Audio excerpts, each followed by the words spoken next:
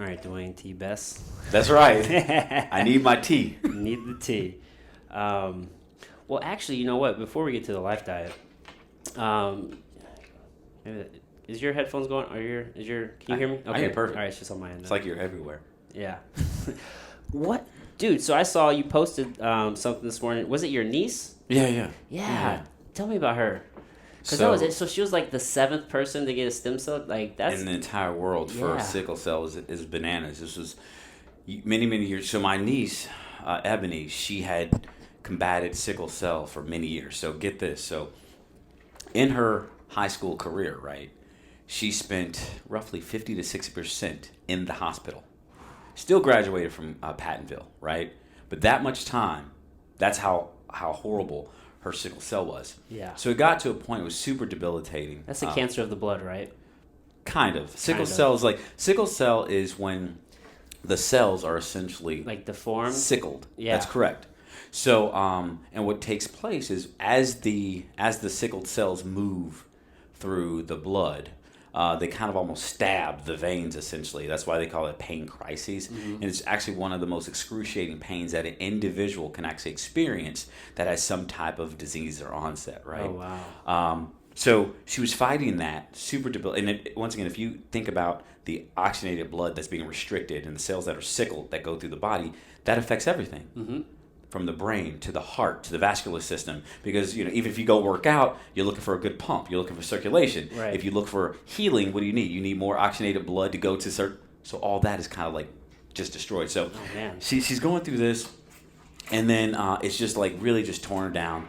She graduates, and then there's this opportunity to potentially go through a stem cell experimental stem cell transplant. How long ago was that? This happened probably about 8 years ago. Maybe? Okay. Because I know we've come quite a bit of ways with stem cells in like a very short amount of time. Right. Yeah. Right. So it's yeah. So we've come a lot for like PRPs and injections to kind of stack the deck for healing, but never taking stem cells and taking it from another person, completely flushing all the blood out of the body, injecting new blood in, and reworking the stem cell. You know what I mean? Yeah. So that was like just new and crazy. They're still not doing too much of that. Right. And it's all experimental, so it was all had to be paid in cash. Mm. So as a family, we're sitting here, we're like, that's pretty expensive. It costs like $300,000-$400,000. And she had to go to Johns Hopkins. So she had to live out in Johns Hopkins for about 6 to 9 months. Where's that at? It's out in Baltimore, right? Okay. So she had to live out there at Johns Hopkins. While she's going through all this treatment. While she's going through that, had to be, away from civilization, quarantined, because you take away your immune system. There's no immune system. Completely shot, right? Yeah. So she ends up going through that. It's a success. And in the meantime, she's had deterioration in her hips and her knees, right? So she's had to have both of her hips replaced at different times, 2 knees replaced. And after she heals, she's doing better. She gets leukemia. Oh man. She says, I'm not gonna fall to this. She overcomes leukemia, puts herself through culinary school. So that was a passion of hers, cooking. She's like phenomenal. So she goes to culinary school, but because of the knees and hips, she can't stand for long periods of time. So now she's like, it's all good. I'm gonna pivot. Now she's putting herself back through nursing school. You know what I mean? Like this chick is like so freaking resilient. Yeah. Like laser focused. And it doesn't. Does she have bad days? Of course, but the resilience that she's had this entire time, I look at the problems, my first world problems, and I'm like, dude, if she can, I can, all day long. Yeah, I mean, what compares to that type of struggle, and to still find a way, and to keep moving forward, you know what I mean? Like, so many people will let things like that stand in their way, and they'll be like, oh, well, there's nowhere else for me to go. Mm-hmm. But she's like, no, I still have the rest of my life to live. This is just a part of it. Yeah. It doesn't define me. It's just a part of it. It's a part of it. Yeah. I saw that this morning. I was like, whoa. That's a powerful story, man. You know what I mean? Can't have kids, right? She's a young gal. She's only 26. Yeah. You know what I mean? Young kid. She's married, She's married to a guy that, loves her for who she is. And, so just even when you take a look at the mental toll of a woman not being able to bear children, that in itself takes a toll on a lot of women. Yeah. Because a lot of times women they identify and express themselves on the ability to bear children. Now, they may not want to, but they still have, you know what I'm saying? Yeah, at least the ability. It's like, well, I want to at least have the choice. Yeah, exactly. Yeah. And when that's like stripped away, so you're dealing with that and all these other things, and she's still with this big old pearly white smile, like, let's get it. I'm like, yeah, that's amazing. Yeah, man. Yeah, so she's awesome. That's she's super awesome. motivating. I mean, a lot of people can learn something from that. Sure. Man, that's dope. So, so you said something kind of in that story is like you guys came together like as a family to help her with. I mean, $400,000 is not cheap. No, not at all. And you guys were able to make that happen. Yeah. Like, how'd you guys do that? I'm just curious. It was a heavy lift by a lot of people, man. Everyone chipped in. We did some fundraising.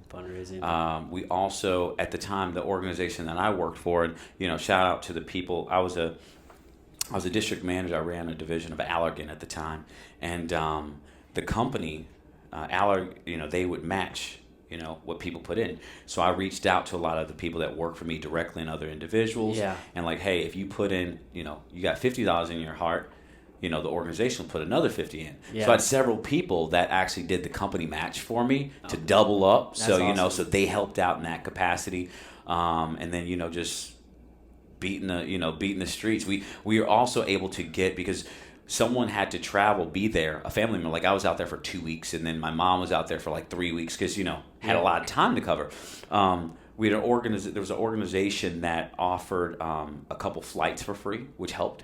Yeah. With the family going back and forth. Yeah. Shout out to the Ronald McDonald House. That's why I donate so much money every year, and I do a lot at the Ronald McDonald House because they actually kept my niece there for a long time, and we only had to pay, I think, like $7 a day, right? Oh, wow. And she was out there for that long, and it would have not been possible if it wasn't for the Ronald McDonald House. So when people say, hey, do you want to donate to this? I'm like, I only donate to organizations, literally, that only 20% goes towards their administrative costs. Yeah.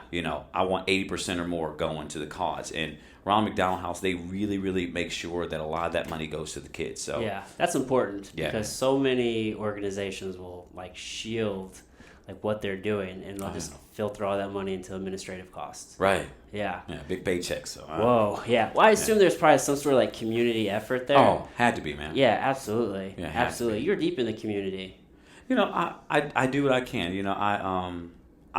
I've been very blessed in my life, and I know that the more I bless people, it's kind of funny, the more I'm blessed. So Yeah.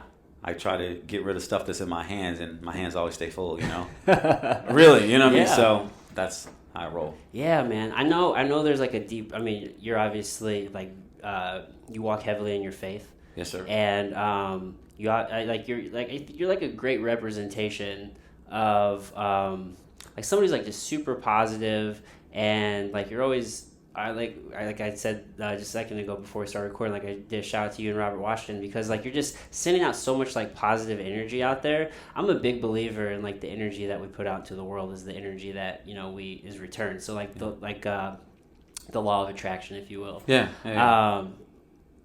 Are you like, is that something that you fall into as far as like the law of attraction?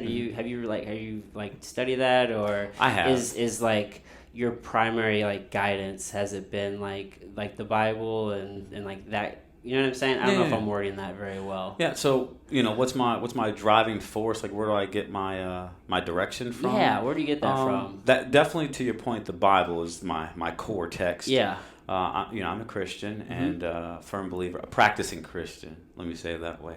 I think there's a difference, but big difference. Yeah, Big difference. I'm a practicing Christian, and so that's where I get my core. But I do believe in books like the Law of Attraction and things like that. So I do my best to practice the things I read. So when you talk about the Law of Attraction, there's a concept that I think about.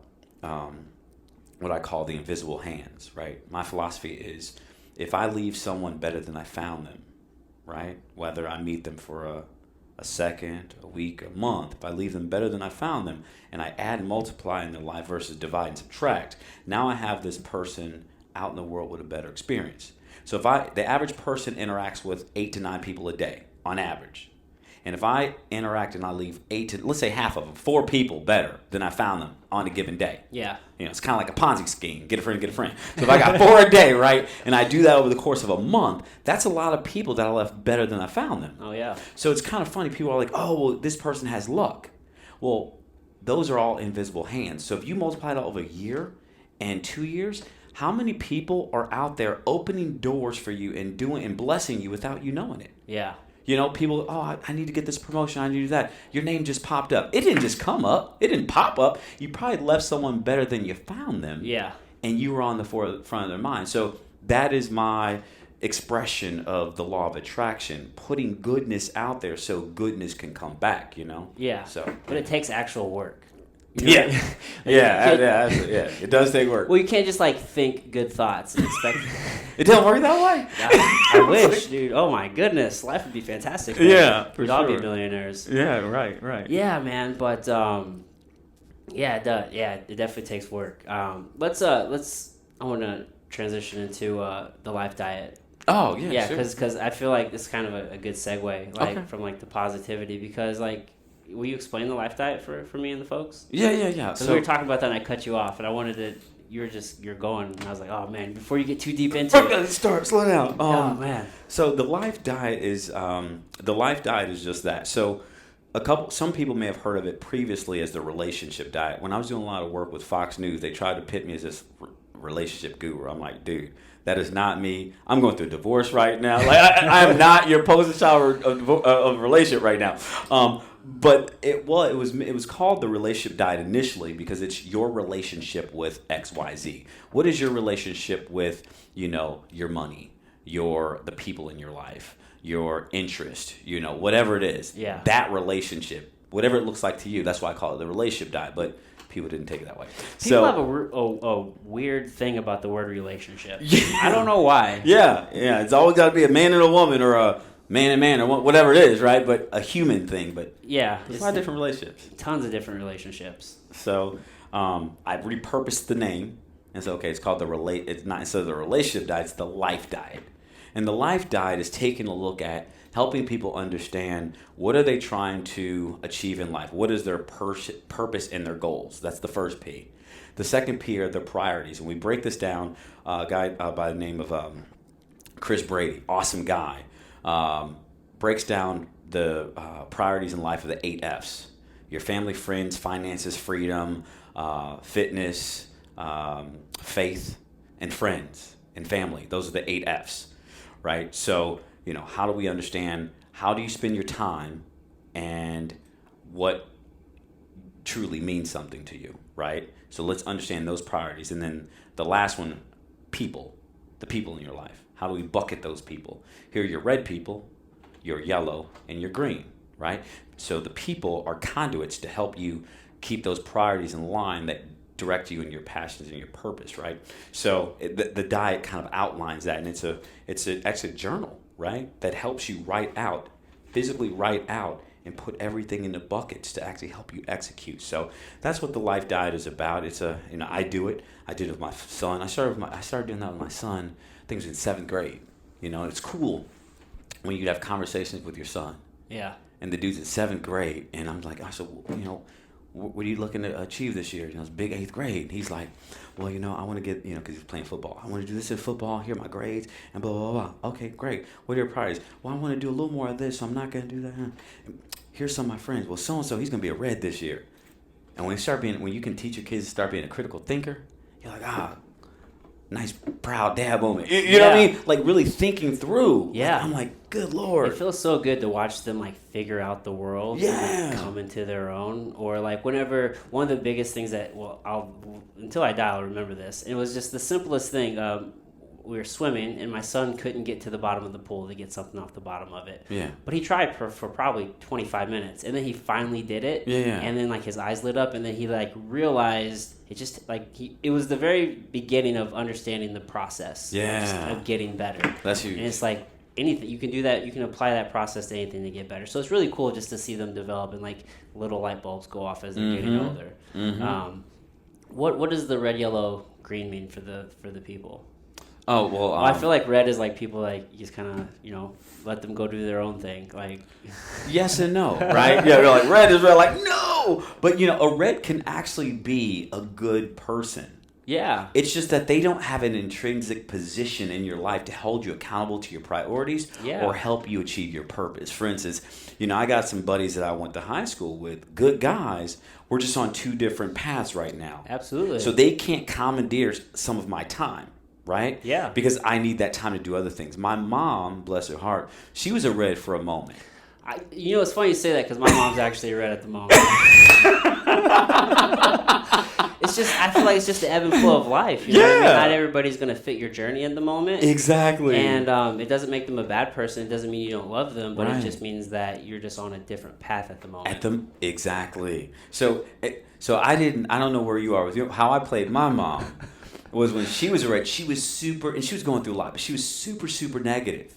And I was in a super, super positive space. Yeah. And she would always call me throughout the day, not to argue with me, but just to vent and do all these other things. And I had to say to myself, I'm like, okay, when I get off the phone with her, I feel so exhausted. Yeah. And now I'm continuing to attack the world at 70%.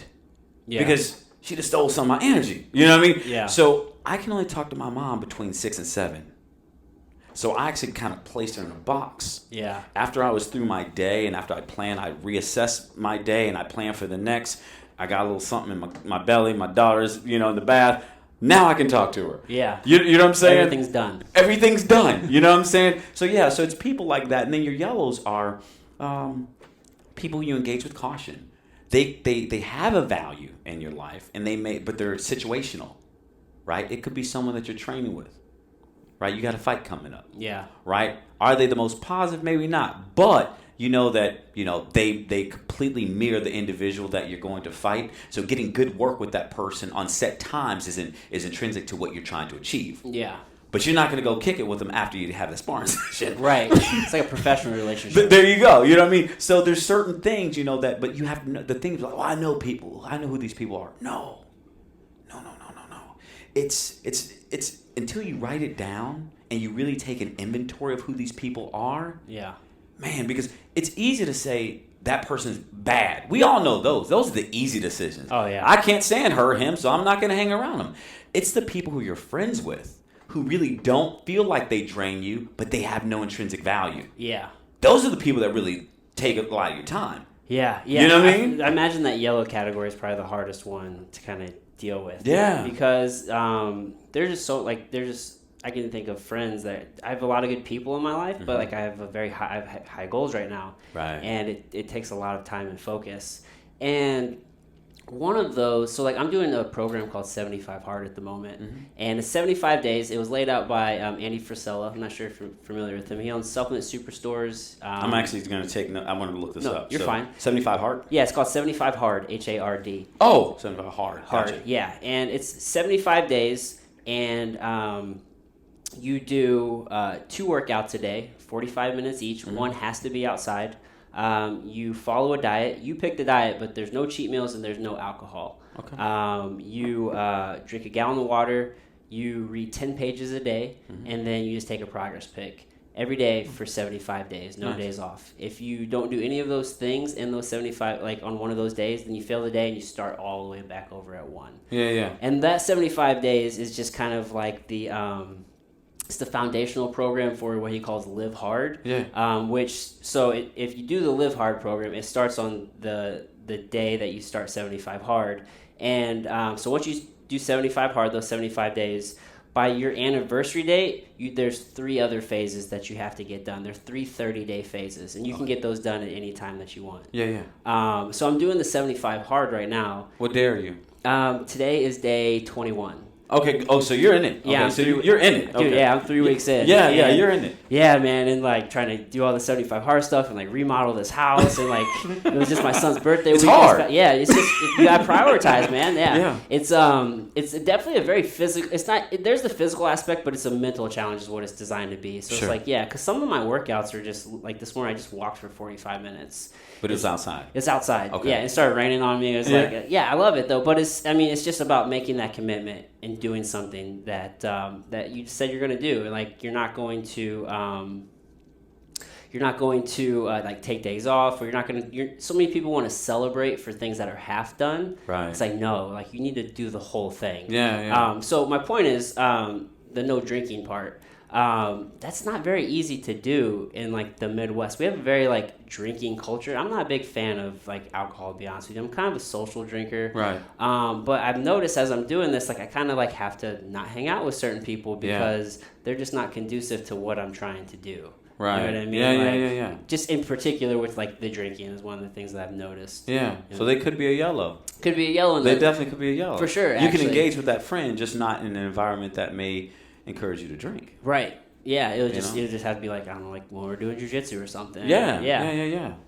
And you know it's things like that, being very cognizant of things like that. What are you trying to achieve? But the people in your life can make or break you. People say tongue in cheek, keep your circles, keep a close eye on your circles and all this other stuff. But do you really take an inventory and do it? Yeah, I say it all the time. It kind of makes me feel like an asshole, but I'm constantly taking audit of the people around me. Yeah, all the time, and it's just like if you don't fit the mission, then I just can't have you around. Yeah, and I actually had a really good friend that I had to just like cut off completely because he was probably one of the most like negative people I've ever met in my life. Like I tried to help him a couple times, and some people when there's just no helping them. Like you can do as much as you can for them, but they will always put themselves like in another bad situation. For sure. Yeah. So there's like doesn't make them a bad person, but they would go in the red category. They would, because I'm a huge fan of John Maxwell, and I teach some of his content. Yeah. And John says that people only change in a couple ways. 1, they're forced.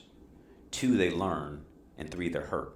Yeah. Unfortunately, 70% of the time it's because they've been hurt. Right. Not because they learn or they're forced, right? So, good guys like you and I and other people in the world, when we try to help people, we try to love people through it, they're not going to change until they've been hurt or when they're ready. Yeah. So we find ourselves enabling them and hitting our head against the wall. So we have to be critical thinkers and very sensitive to understand when they're ready. Yeah. Or we're going to be frustrated, So that may be a friend, to your point. You love from a distance. I love you, but from over here. Oh yeah, 100%. You know what I mean? Like no love's gone, but So I hear you, man. Yeah, you just got to walk that path over there, man. But reverse kudos to you though, because you're talking about positive people on social media. Past 2 years, I've seen nothing but inspirational messages from you challenging yourself and your body, doing different flow things. You had the mace going on, different ways you're eating. You have no idea, people cruising through, seeing you challenge yourself, that really motivates other people as well. It keeps people like myself in check, like, I got to keep on my man. He's doing this thing. Or people had a bad day saying, I can do that. It's only a little step at a time, So please understand that what you're doing as well, my man, people are definitely, you're leaving people better than you found them too. Well, much appreciated. Yeah, for I sure. try. It's always interesting when people like reach out to you and like will just say oh man, I went and did a run today because like you were out there running this. Yeah, morning. right. Yeah, yeah. It's almost kind of surreal. I don't know how to even take it sometimes. You're like, I was just running. I don't know. How do you handle it? It is awkward.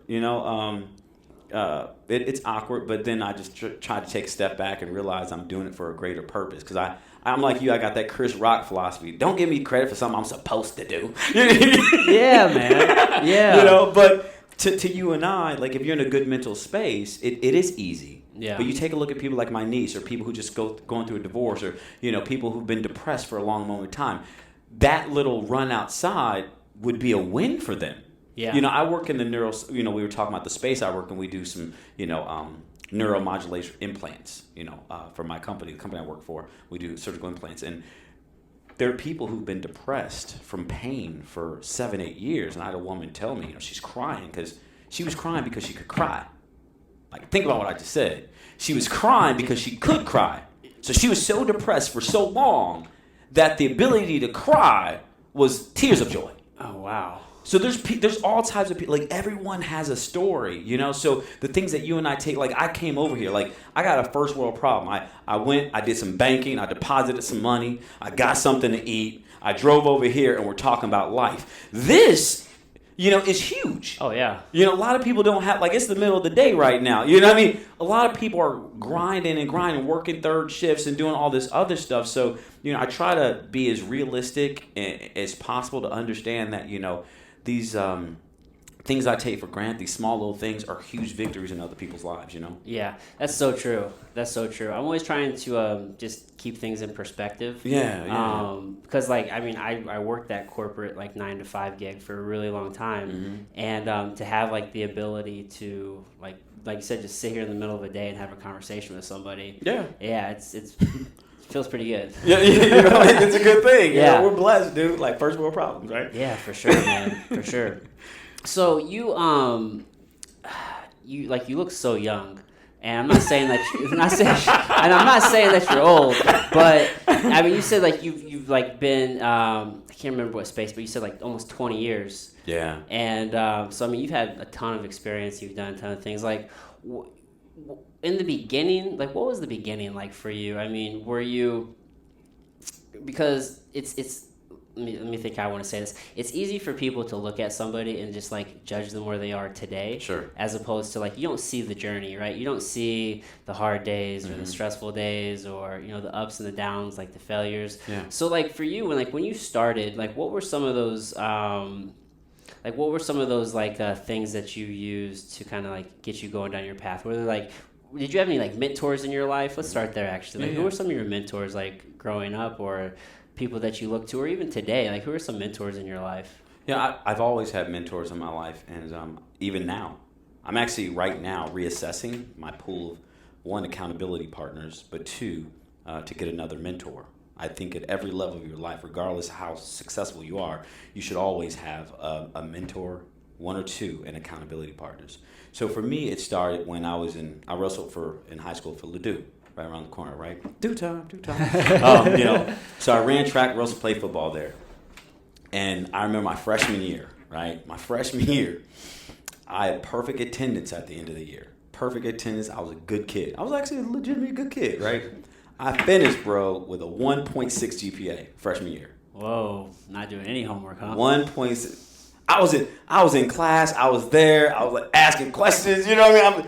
But I still did. I only performed in the things that interested me. Yeah. So I'd have an A and an F. You know what I mean? Yeah. And then that year, I remember I was ineligible for track, and I only got to wrestle in exhibition matches because I was ineligible for my grades. So the two guys that would change my life, because I was raised by a single mom. And I essentially had the best father that you could dream of.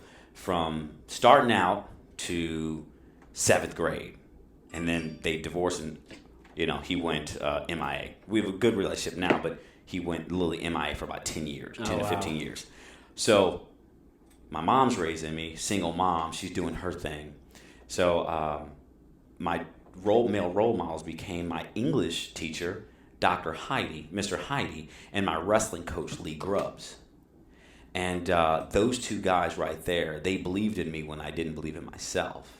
And I remember sitting down with them, talking to me about having so much talent, but not talent just to do the sport. They valued me as a human being. So that was the first time I felt value just as a human, regardless of what I wanted to do. Whether it was be a student body president or play football, it didn't matter. I had value and I had purpose. And I felt that from both of them, that they saw that in me. And I remember getting this award. Mr. Heidi would give out these awards called All-American Awards. And if you talk to anybody that graduated from Ladue from the early 80s to early 2000s, if you mention the name Mr. Heidi, they say, oh yeah, he always say, so great, you're an All-American. Like this quirky ass white dude, heavy with these glasses, nerdy guy, you're All-American, so great, that he used to always do that. And it meant so much to get this All-American award from him. And working with my wrestling coach, he would just push me and just show me so much love. Those two people, man, dude, I worked my butt off. I was on some honor rolls, doing my thing, busting my butt, I was able to, wrestle for Southern Illinois. You went to SIU? I went to SIU. Yeah, I went to SIUE. My coach, Lee Grubbs, wrestled with Larry Christoph. Okay. And I met this guy named Booker. He was funny as all get out. He was one of the wrestling coaches.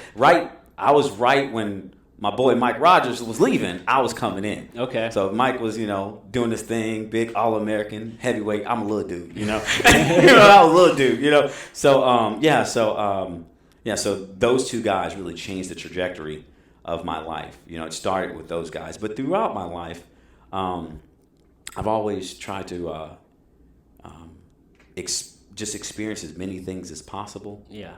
I think for me in high school, I got to go to my godmother's Puerto Rican, so I would go on the summers to Puerto Rico, and I would see this new life, this how other people lived, and that fascinated me. Yeah. So from there, I wanted to go to other places. Yeah. So that's when I lived abroad in the Netherlands for a while. I did this, and before you know it, over time, I'm traveling and understanding and seeing other people. It helped me understand and appreciate other people as well. And I really do believe, as I've had hardships in life, which I've had many, from losing jobs, I've owned and sold many businesses. I've been in, I've sued tons of people. I've, you know what I mean? Seriously, it's been a nightmare, but my faith has kept me strong. And then also the people have kept me in check.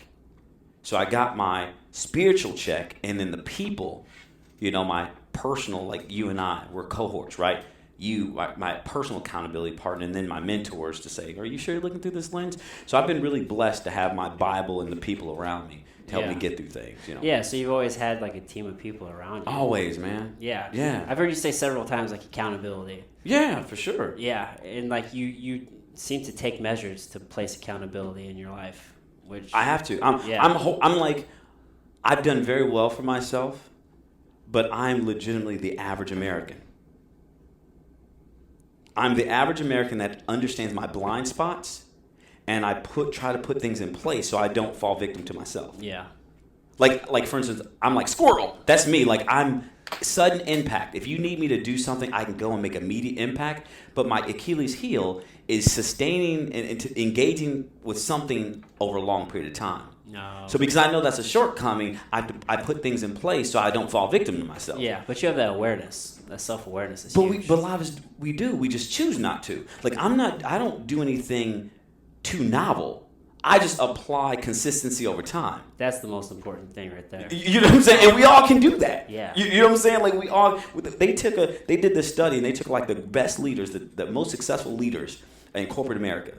And they took a look at the attributes that they had, okay?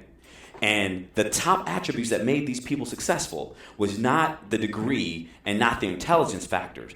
It was integrity, accountability, and resilience. Those are the things that are free. Yeah. You know what I'm saying? So when they took the top 100 like CEOs and successful people, when they took a look in this study, those were the things that you didn't have to pay for. Yeah. You know what I mean? That's consistent across the board. Yeah. Now, some people may argue about integrity in corporate America, but you get the point. Yeah. Yeah. Like, you gotta get the point. Yeah. Well, the lesson still stands. Yeah. Right. You know what I'm saying? So. Man. So how old were you when you first left the country to Puerto Rico? 7th grade. 7th grade? Yeah. Yeah. And since then, I've been to over 50 countries. I've lived abroad.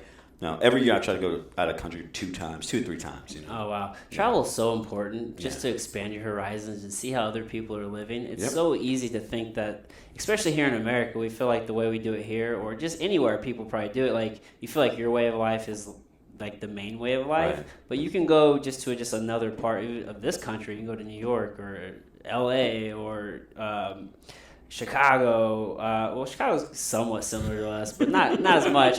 Miami. Totally different worlds. Yeah, you know what I mean? People living living just way different than us, acting different than us. Just everything's just, and that expands your horizons and like it makes you aware of what's all out there. Yeah, that's so important as a kid. That's one of the things that I try to do with my kids is expose them to those things. Right. I actually never even left Missouri until I was like 16. Right. It was going into, I think, junior year. It was for a wrestling camp. It was to Nebraska, of all places. Like, where you go? We're going to Nebraska. We're going to Nebraska to go wrestle. Cornhuskers. First time I can remember actually leaving Missouri, man. And then ever since then, though, I was just like, man, I got to travel more. And so, like, I did a couple things. And then once I went through divorce and all of that, I was like, man, like, 2 years ago, I just made a choice. I'm like, I'm gonna travel more, and Right. I can't tell you how many times I've traveled since then. And Yeah. I think last year I probably traveled like 7 or 8 times, Yeah. just going places. And people are like, "You're always traveling." I'm like, it's not that hard to do if you just manage it well and There you go. set your priorities. There you go. Yeah. Especially now you're not drinking, you can save that money. Yeah, That's a flight trip right there. 75 days of no drinking. I'm pretty. Yeah, I've never been much of a drinker. I usually prefer cannabis over alcohol. So actually, I prefer cannabis. No, I really do. It's just it's not hard on the body. nice. But I took my kids to Florida a few weeks ago, and I was like, I was just so proud of that moment because 2 years ago, whenever I was working at Express Scripts, like we were planning a trip and I wanted to take them, and then I actually got fired from Express Scripts, like unexpectedly. And it kind of was like sit me down this path to where, one, I realized that so many of us have kind of been sold this idea of, you go to school and you get your degree and you go and you work a corporate job and like that's going to be the security. But it's like, that's a way. Some people do make it that way, but there's no real guarantee that. Not at all. You know what I mean? Like you're essentially kind of just a number in a system. That's correct. And they will definitely get rid of you if you don't fit the mold. Yeah. So like that kind of shifted my the way I look at the world, just shifted my whole paradigm. But it delayed me taking them to Florida, so I was super proud to like take them and for them to just see what else is out there, because I know at that young of an age, like you're a sponge, you're taking everything in. Yeah, for sure. It's going to completely just change the way they see everything. Yeah. So I thought that was pretty cool. So you guys, how long did you guys go? We were down in Clearwater here for about a week. Oh, that's good time. That's good time. It was cool. Yeah, it was a fun time. I had a friend down there, and he took us on the boat, so that was pretty cool. They got to go do all that. Their minds are so much. Because here we got the Mississippi. You got that great body of water. Yeah, you know it's nice and muddy. Yes, yeah. So that's huge, man. Yeah, no, still was cool though. I definitely look forward to taking them more places for sure. But you said you also lived in Holland for how long? About 2 years. Did you train Muay Thai out there? I did, yeah. It was a blast. I lived there, right? I lived there 99 through 2000, the convergence of the European Union. So initially, like I said, my background was economics and finance. So I went over there and I did some currency research. So I got to write this little thesis on what would happen to the dollar, essentially, right? The currency as more entrances came into the European Union and other countries lost their sovereignty. Like, how dependent was that? What will the dollar do? So, so I got to do over that. I was blessed to chill at the Hague, and I met a lot of great friends, man. And I lived on a new beach, man, believe it or not, in Sanford. Oh, really? Oh, yeah, it was funny. But it's not what you think. It's like average age 70, so old people. Old, wrinkly. Yeah, when I was going, I'm like, new beach. Well, how they could be so awesome. Yeah, Dutch women, like, no. You got like 75. Frank out there. Yeah. Sven and all them cats. Sven, yeah. Well, that's Swedish, but still, you know what I'm saying. That's true. Yeah, so yeah. See, I just try to Americanize them. Yeah, but it was fun. So, have you been over the? I have not. No, so I've only left the country once. It was just to the Bahamas, which is a good time. That was like 3 years ago. Definitely planning far more trips. I think we're talking about going to Greece next year. Okay, that should be pretty fun. Okay, well, you should take just a 2-day trip to the Netherlands. Now, I know a lot of people like going because of Amsterdam. Don't get me wrong, but there's Amsterdam, just that area offers so much. You have the Van Gogh Museum there, the Anne Frank House. You have the Rembrandtsplein and the Leidensplein that has all these amazing restaurants on them. I mean, it's so literally beautiful there. Yeah. There's so much to do. The whole part of the world is just and so the red light fascinating. district, but that's a whole other story. You get some trouble down there. right. But there's like a lot of it's amazing, man. Yeah. Europe's pretty cool because you can essentially just hop on a train and go anywhere. Yeah, it's like being in the States, but much different cultures. Right. You know what I mean? Right. It's just it's so much older. There's just so much history. There's so much to see. Yeah. Where else have you lived anywhere else? Outside of St. Louis. Outside of the United like States. Kansas City. Well, outside of the like United that. States, I mean. No, that's the only place. I've only lived out of the country one time. I've frequented, a ton, but only lived once. Yeah. So I do think that, like one of my favorite countries is Sweden. I love there. I've been to Sweden probably 8 times. I love Sweden. I love the Swedes. There's a lot of places that have great economies and good people and parity. So I do believe that the United States can take and learn lessons from other countries. Oh yeah. Like even if we pay higher taxes, there's still great lifestyles that can be afforded and lived by doing it other ways. So when people say things like, "Oh, it's the best country," I do believe we live in an amazing country, and I'm proud and happy to be an American. But I don't think we have this shit figured out. we could definitely be better. You know what I'm saying? Yeah. I feel so conflicted, dude. There was a point in my life to where I was like, I want to leave this place. Yeah. Like even like denounce my citizenship because there's so much obviously like wrong with the country. Yeah. And it doesn't seem like it should be so complicated to fix. That's true. But it is. Right. For some reason. Right. And again, same thing, like just to echo you, but like, I mean, I'm happy to be an American. Like, this is a great place to live, but we could definitely do things a whole lot better, man. And we could be looking at other societies, and they always say, well, that's like a very like homogenistic society, and there's not a lot of variance there, and it's a smaller population. How would you do that to, the United States? But it's like, people are people to a certain degree. Exactly. You know what I mean? Exactly. So, I mean, if you flip that logic on its head, yeah. So how can we take X amount of senators in the House and allow them to make decisions over 300 million people? Right. We're taking their small thought and spreading it, so why can't you scale? Yeah. Companies scale all the time. So you tell me a country can't? Yeah. We can scale. Oftentimes, those representatives will do things completely against the will of the people they're representing. Long.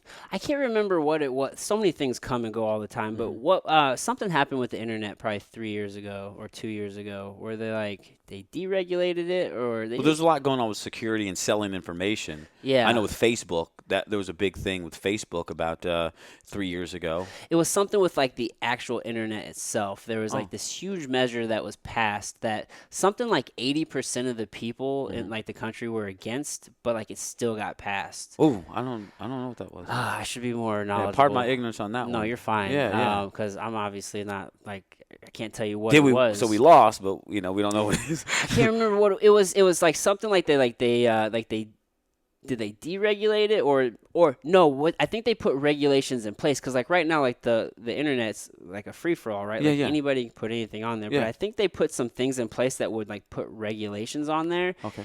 And at the time they were just saying like, well, we're doing this, but it's not going to affect anything. And this has been a couple years. Yeah. But like so many people were like just against it. Obviously against it. Like it doesn't matter.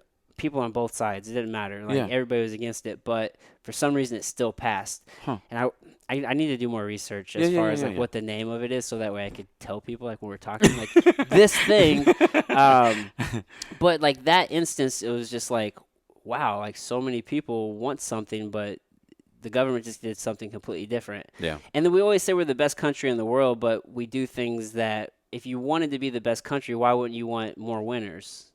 You know what I mean? I know exactly what you mean. Seriously. It kills me. Like we have 25% of the world's like incarcerated and we have 25% of the world's people incarcerated. I'm not saying that fact right. I don't know how I'm saying that. 25% of the world's incarcerated people are here in America, here in the United States, right? Yeah. And the disproportionate amount of those are obviously like people of color, right? Usually for nonviolent, drug offenses, right? So it's just like. And then we don't necessarily have like the best educational system. Show you something. And it's just like, if you want more winners, why would you not put people in better positions and then we have a better country? Take a look at here's some statistics, and it's something I came across that I found fascinating. And this is not, it is what it is. Yeah. Okay, and I just found this interesting. So there's 51% of Congress are millionaires, yet only 5% of millionaires are in America. Live in America. So we talk about who's making decisions for who. It's interesting. 51% of Congress are millionaires, yet only 5% of individuals in America are millionaires. So white men in Congress, 77%. White men in the United States, 31%. Women in Congress, 20%. Women in America, 51%. Over 55 years of age in Congress, 67%. Over 55 in America, 28%. Yeah. See, You know what I mean? It's like, they're definitely not in touch. They're definitely not in touch. Yeah. you know? Especially like the judicial branch, because I mean those judges are appointed for life. They're just chilling, man. Talking Yeah. about a cush job. I'd rather be one of the Supreme justices than president. They just literally chilling. They're just chilling. Yeah. But if you think about that, if you're appointed for life, there's only going to be so many like iterations of like people coming through that office. Right. I mean, how many old world values are going to be held in that particular position, which is like governing the law of the land? Yeah. So I think it just kind of keeps us behind. Well, that's why our social systems, it takes so long to catch up, because to that point, the highest law of the land at certain points of time have been in power, supporting the things that were not positive in nature for all of humanity. Right. So when we're going through Brown versus the Board of Education or the Dred Scott case or things in the 70s, these are people, like, put in perspective, like my mom.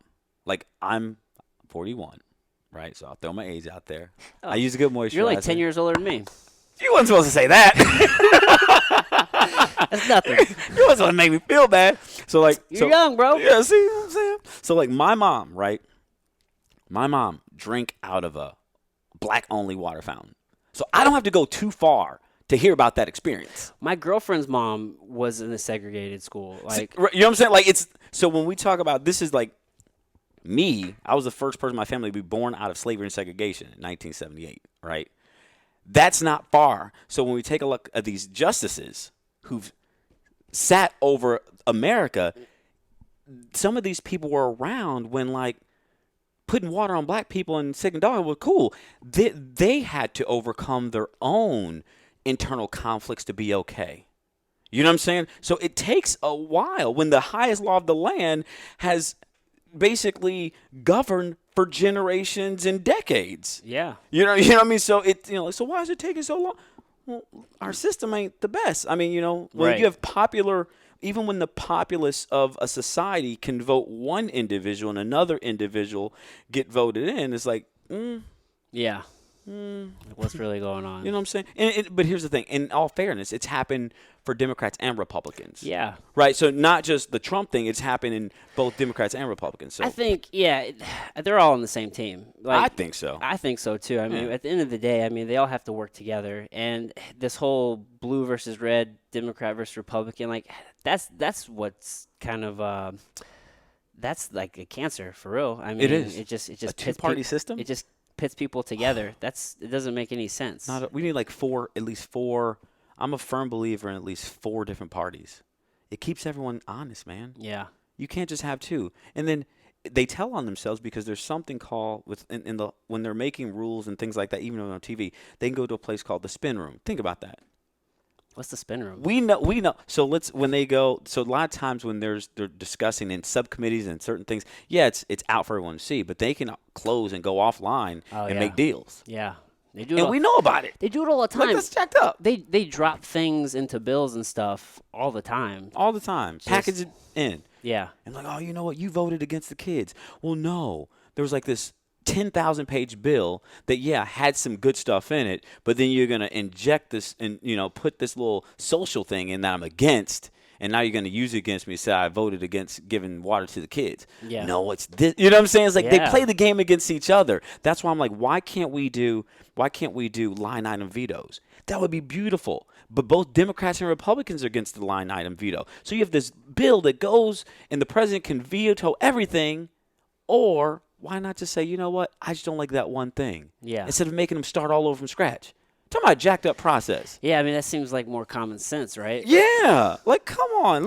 I don't know, man. I don't know why it has to be so complicated. I even think of it just from like a personal, like, even just much smaller, because there's so many broken systems. It's like, why can't we just start fixing this system or that system, just even if it's longer that way? Yeah. But like the family court system, for example, like, dude, you've been divorced, I've been divorced, and I watched a really good documentary. It was talking about divorce in what part of the world? Maybe it was like Denmark and like here. There's incentive with divorce, right? That is true. To I'm gonna take a drink on this one. to get money, I'm to drag it out. You know Yes. what I mean? To get whatever you can. But over there, it was like divorce is 6 months to a year tops, Right. and it's just as easy as getting married. Like here, getting married is super easy. You go to the courthouse, pay your fee, boom, you're married. It's the exact same thing to get divorced. There, it's like you go, you fill out a piece of paper, you mail it in. They give you 6 months to think about it. Right.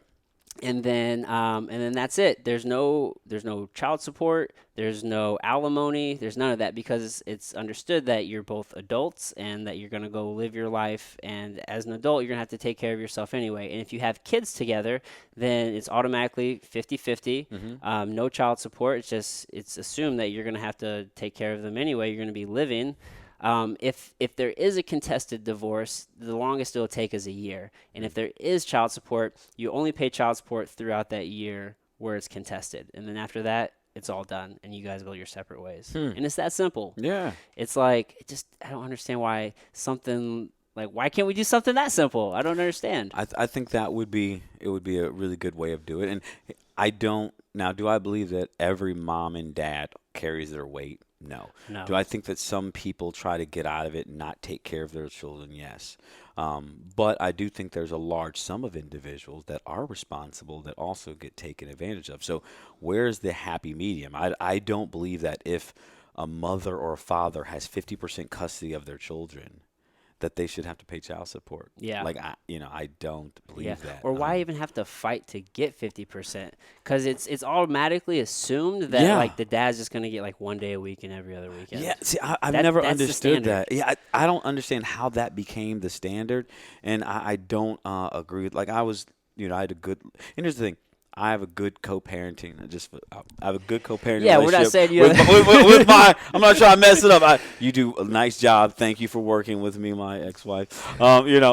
So we do well co-parenting, and she did not contest the 50-50. But to your point, it's the given. It's the standard, and I'm like, how did that come to be? Right.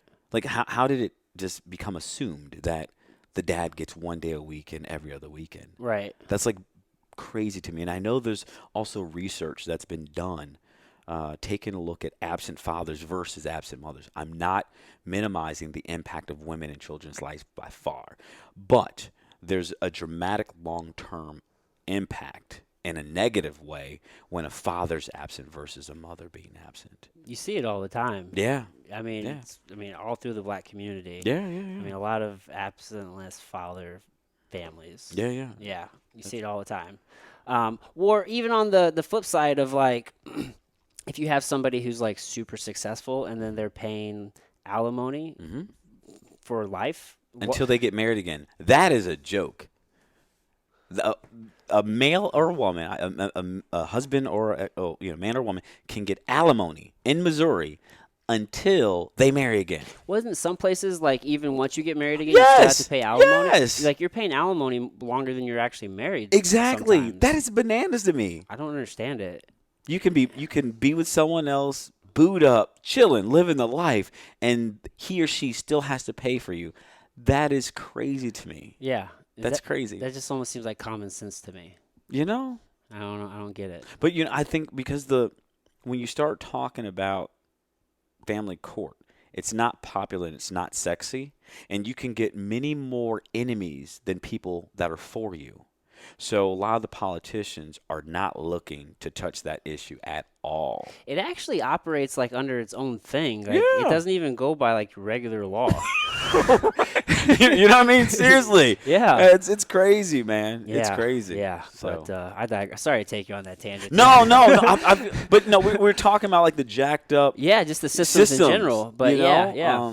I was talking to I was talking to my son about this. Yeah, we were talking about my son. I was trying to explain to him because he's 19 now, but just the reality. We had this conversation maybe a couple years ago. Just the reality of our system and how it's You know, we talk a lot about race, and I do think race plays a major role in the issues that we have, but I also think economics do as well. Right. And I tried to break it down as simple as possible for myself. All right, so if I'm driving and the speed limit says 70 and I go 80, I get pulled over, the cop comes up, he issues me a ticket for breaking the law. Okay. You do the same thing. Going above the speed limit is breaking the law. Right. Right? It's a speed limit. It's a law. Right. So you get a ticket. Okay. We both take the ticket to the court. Because I have the means to hire an attorney for breaking the law, and you do not, you get a ticket for breaking that law. However, the court will lie for me now and say I had a non-moving violation. Yeah. That is a lie because Yeah. I actually broke that law. Yeah. So because I had the financial means, I get my sentence or my ticket or the crime reduced to something that's not simply off of economics and money. Yeah. That it doesn't get any clearer. So all you take a look at that and then you just look at the rest of the system. It's the same thing. Oh, yeah. You know what I mean? So when we talk about inequality, if you have more money than the next person, your laws aren't really the laws you're breaking. How fair is that? Yeah. There's not justice is such a weird that's like thing, right? jacked up. Yeah, you see it all the time, man. It's like whoever just has the money to buy their way out, which doesn't. I don't know, man. And we're not even talking about the gender and racial things that you can compound on that. Oh yeah. You know what I mean? We're just talking about the financial side of things. You know, there's all those other issues too. Yeah, and then there's the whole human aspect of it. Like, what mood is the judge going to be in? You know, there's a study. Did he have a long day? There's a study talking about they followed some judges it wasn't judges. It was with parole. Okay. And it was for the parole hearing, and somebody was more likely to get parole after lunch than before it, because whoever was deciding on the parole hadn't eaten yet. And whenever we eat and we're full, we're more likely to say yes. Endorphins are high in the brain. Yeah. You feel just how fickle is that That's system crazy. when you're like your whole freedom like, is can I get after lunch, please? Yeah, it's like after you've eaten. Yeah, You know what I yeah. mean? Like, I don't know. That's what I want to check that out. That's pretty cool. I'm going to look that up. Yeah. Yeah, I think I've come across that in a couple of different my readings. I should document these more. The problem is whenever you're taking in so much information, how can you you have to keep records of everything. It'd be hard. You'd be stopping that's good. You'd be writing all these nuggets. Yeah, I hear you. Yeah. I hear you. Yeah. So you seem like a very well studied person. What are some things that you like to turn to? Are you books? I imagine. What are some of your favorite books? Do you also listen to podcasts, or what are some sources of information for you? Like on my phone, I have over 500. It's called Philosopher's Notes. So this is normally my go-to right here. So, and I can see I've actually this in a jump drive. Okay. I have over 500 of the best world's books on different subject matter: spirituality, growth, wealth and abundance, happiness and fitness, people skills. Oh, wow. And the Philosopher's Notes takes basically a 25 synopsis of the major points of those books. Oh. Super, super freaking cool. Nice. I do a lot of those. I've had it for a couple of years, but 500 I've got to work on, right? Yeah. I like tangible books as well that I'll read, and I love podcasts, and anytime I can make my car a library. Yeah. Yeah. I do a lot of Audible books. I do some podcasts. I found, though, the more that you do, it's hard to consume. It is very hard. Yeah. Yeah. Like, once I started the podcast, I don't have as much time to listen to podcasting. It's tough. It's so tough. And I was laying floor now at the house before this, and I was just listening to a book, like an Audible book, the whole time I was doing work. So there's easy ways to get it in, but you have to take that conscious effort to actually do that. Or you find yourself I've listened to a couple things 8 times, because when you start consuming information and you become a lover of information, just like anything, you get acclimated and you get satiated and you go through the motion. Yeah. And I found myself damn, Okay, I listened to like 9 times. I don't remember what the hell I was listening to. Yeah. You know what I mean? So I have to be more intentional. I got to like. The active listening. You know what I'm saying? I'm like, I don't know what he was talking about. I got to do that again. So, yeah, I'm with you. I got to slow down sometimes. Man, dude, it's kind of a small world because I was actually heavily recruited by SIUE to come wrestle there. Nice. I ended up going to Lindenwood instead. Okay. I wish I would have went to SIUE. They were offering me a full ride. Oh, nice. But they didn't have athletic training at the time. The coach was Mike Whalen. Okay, yeah, it was after I was gone. Yeah, and he's like, well, we have a good kinesiology program. I was like, Look, that's not what that's I not wanted. what I want to do, man. But hindsight, I wish I would have went to kinesiology. But having wrestled, for me, it was one of the I don't know, like it set the tone for the rest of my life. Agreed. Just like learning how to work hard, and it just set the pace for like it taught me what it means to like be mentally tough. Sure. I remember there was a Sunday practice because wrestling was 7 days a week. Like usually on the weekends, like we had like a tournament or something. Right. Varsity would come in on Sunday and we would lift and run. On this particular Sunday, I don't know. What high school did you wrestle? I went to Jefferson City High School. Okay. Yeah, so okay, I'm not Jeff. from St. Louis. Okay, yeah. And I think this was probably my senior year. I think it was, and I don't like to be. I don't know. I was the best guy. I was the best on the team. You're like, I was the man.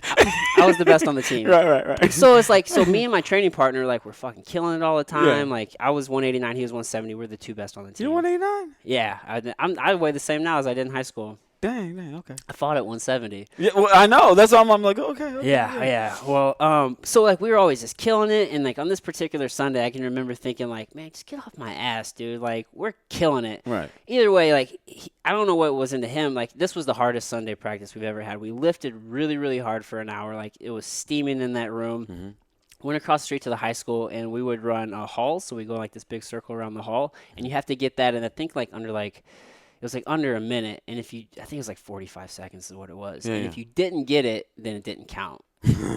And we normally did about 16 of those, so it was usually about like sprinting 2 miles. Yeah. So we did those, and then we're fucking dead, we're tired, and then we go across the room to the wrestling room, and then we proceed to like live wrestle for the next hour. Oof. It was the hardest practice ever, and I know he intentionally did this, right? Like he wanted us all to break, like we're like crying, we're going, we're pissed off at each other, and then like at the end of it, when it's all said and done, like he takes us through like this visualization, almost like a meditation. He has us all lay down, and then we did a visualization drill.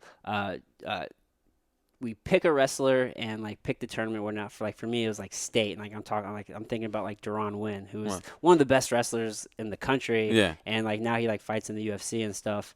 And but in that moment, like I thought I couldn't do more, but I hit this switch, and I was like, fuck this, and I just kept going. Yeah. And like I've thought about that a lot over my life, and like that was the very first moment to where I realized that you're capable of far more than you will ever lead yourself to believe. For sure. And like the mind, while it is like your greatest strength, I believe, it can also be like your biggest enemy all day long. But you just have to like break through that and just like tell yourself to shut the fuck up. Yeah. And do the work, and like you can get the second wind, and you're far more powerful than you ever believed yourself to be. Yeah. And that's like a very empowering like realization that you can do more. So I say all that to say like with you in wrestling, like were there any lessons like that? Like was that kind of like your introduction to like mental strength? Or? All day long, man.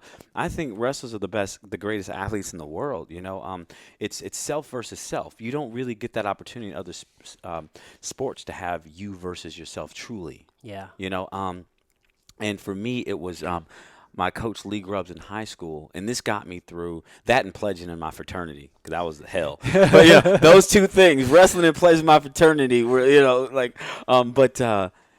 so my wrestling coach Lee Grubbs would always do this. So before every match, he would grab me my senior year. We all the captains had nicknames, and my nickname was Purdy because I didn't like when people would push me in my face. Oh, he would hate me then.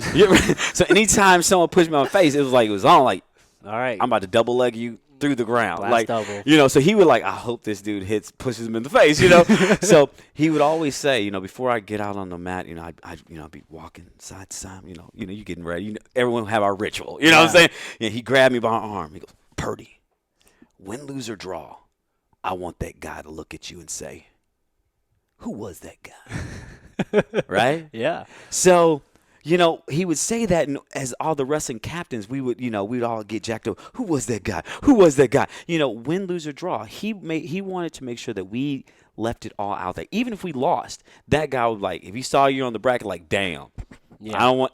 They remember you. They remember you, yeah. right? You know what I mean? So I started living life that way, and I always said to myself, when I engage with people, I want them to be like, who was that guy? And that got me through. Wrestling got me through so much. It got me through when I remember I was my ex-wife at the time was pregnant with my daughter. This was 7 years ago, and I got a call from my boss saying, "Hey, you're gonna have to call and let your entire team go, and you ain't got no job either, right?" And my daughter's gonna be born in 6 months. A shout out to my ex-wife. We've at these pivotal points. I remember she looked at me, pregnant. And she was like, I have all faith in the world in you. I was like, damn right. Who was that guy? Yeah. And I mean, it worked through. It's wrestling has helped me work through so many things. Yeah. Just the mental toughness of it. Like I said, if you play basketball, you can slack a little bit. You got a team. When we wrestle, bro, if you get hurt, you're out the tournament. Yeah. You can't sit on the bench and come back next quarter. Right. You're either out there or you're not. Right. It's all you. When you're I remember this dude. No Alvin, timeouts. Yeah, you can't be like, hold up. Yeah. It's done. I'm wrestling. This cat came out. This dude named Alvin Cobb, and he was a twin, right? And he wrestled for Maplewood. Okay. And I remember he catches me, and it wasn't a cradle. What was it? It wasn't a cradle. He had it was like a neck crank. And I'm stuck. And he ended up catching me in the second period, in the very beginning. So I got a long period to go that I'm stuck being choked. And I'm sitting here and I'm like, oh my God. And I'm in so much freaking pain. And I'm just fighting it. And I literally can't breathe. And I'm sitting there and everyone's, but I wasn't supposed to beat this cat anyway. Okay. People knew it was going to be a good match, but they knew he was going to win. Right? Yeah. So I'm thinking to myself, why am I going to continue going through this pain if I'm not supposed to win? And I remember allowing my shoulder blade to relax. And it was that time, for the first and only time in my life, I gave up. And I was like, but no one's going to know. No one knows. It's just me. But I knew. Yeah. And after that point, I remember I got off the wrestling mat. And my coach, threw me my little sweats. He patted me on the head. He's like, it's okay. And he's looked at me. And I was like, shit, he know. I was like, so there's two people who know. Yeah. You know what I'm saying? Yeah. Me and him. Yeah. And at that point, I was a monster. I was like, never again. I'd rather die. You're going to take me out on that shield before I give up. Yeah. But that taught me a lot about myself. I love that moment. I love that moment. So when I take a look at just other things I've been through, even that moment got me, I compete in powerlifting now. So I'm at nationals. I'm out setting records. So I'm out literally, it's June, right? So I go, I got to fly out to LA, for the Fit Expo. And when I fly out there, my bowels get kind of tied up and whatnot, right? And I wake up 2 pounds overweight. And I'm thinking I'm going to be good. I got to weigh in, and I got literally 2 hours to lose. It was 3 pounds in 2 hours. I'm like, okay, let me invoke my inner wrestling. Now, this wasn't no Sean Woodson weight loss cut, but it was still, it wasn't that much, But I had to, cut that weight. Boom, right there. So I cut that weight. I make weight. So here I am. I'm getting my squat on. Boom. First squat, easy weight. They flag me. I guess they didn't see my hip crease. I'm like, what the hell? So I do it again, and they take the bar off the second time. I'm like, so I got my third one I got to get through. I'm like, okay, I just need to get a mark. I just get a number because I need a total for Worlds. Yeah. You know what I mean? So I bury it. I get it. So my ref's my coach is like, hey, don't worry about it. We got it. We'll make it up in the deadlift. because you don't bench a ton more. Yeah, but you can pull a ton more. Oh, yeah. Don't worry. We're going to go ahead and make it up in the deadlift. So I'm like, all right, cool. So first bench, boom, and in benching with powerlifting, you hold the weight for a second until they say, it's not just pause on your own. They have to cue you to go. So if you have a little bit of movement, they're not going to say press. Wow. Oh yeah. Yeah. so you're pumped coming down, they say press, boom, then you press. So complete control. It's complete control. So the first one I knock out, boom, no problem. Second one, I come down, he says press, boom, I pull up, bam, press, I knock it out. They flag me. I got 2 greens and a red, but the judge, the international judge, weighs it off. He said, well, you went before the call. We had the video. He said press. I pressed exactly when he said it. So now, boom, I'm behind on that. So now I got my third lift in, and this is where I'm coming to the wrestling story. I end up trying to press the weight, and I took a breath, and I lost, pressure, and it just it was starting to come down on me. I end up, I'm still healing now, I end up having a micro tear in my trap and in my pec. So I'm in excruciating pain. I still got deadlift to go. And I can't even lift my arm. My coach's like, you good? You want to call it a day? And I'm like, I was listening to DMX at the time. And I tried to get high. I'm like, let me turn on some Waka Flocka Hard in the Paint. So I'm like, I go hard. I'm like, this ain't doing it. It's still not doing anything. And I'm like, so he's like, all right, we're going to change your grip. Let's work on your feet. Can you do it? I'm like, forget it. I'm still going to do it. Man, I end up with a micro tear in my pec and some gospel music. That was my fuel. I turned it on, bro. I end up still knocking it out and breaking the state record. And that was solely because, to your point, I knew that my mind could take me there from what I've done in wrestling in my career, for real. And I attribute that definitely to my frat in wrestling. Yeah, man. You know what I mean? That's so powerful. Who is that guy? Dude, that's such a powerful takeaway. It really is. Thank you so much for that. Yeah. Oh, man. Well, Dwayne, man, this has been fantastic. Yeah, for sure. Thank you so much. I want to be respectful of your time. Is there anything you want to leave the people with? I don't know if you're. I know you're on social. Do you want to plug your socials? Or I usually allow people, like, if there's anything at the end they want to plug or anything. Yeah. They totally can. It's totally up to you if you do or not. But what I would say is just 2 things. One, I do have a cool video coming out that is it's the story of what I just shared, but it's a motivational video about resilience and overcoming and getting out of your way, and that we're all built, engineered, and wired already what it takes to be great. We don't need anything else. Like, you already got it. Oh, yeah. So pass that along to friends and family if that's nice. And then coming this fall, if people are interested in the life diet, I'll definitely be sharing that if people want to use that as a tool to, help them with the passions, priors, and people in their life. Cool. Yeah. And I'll put some links in the show notes and different things and whatnot. So, all right, everybody, until next time.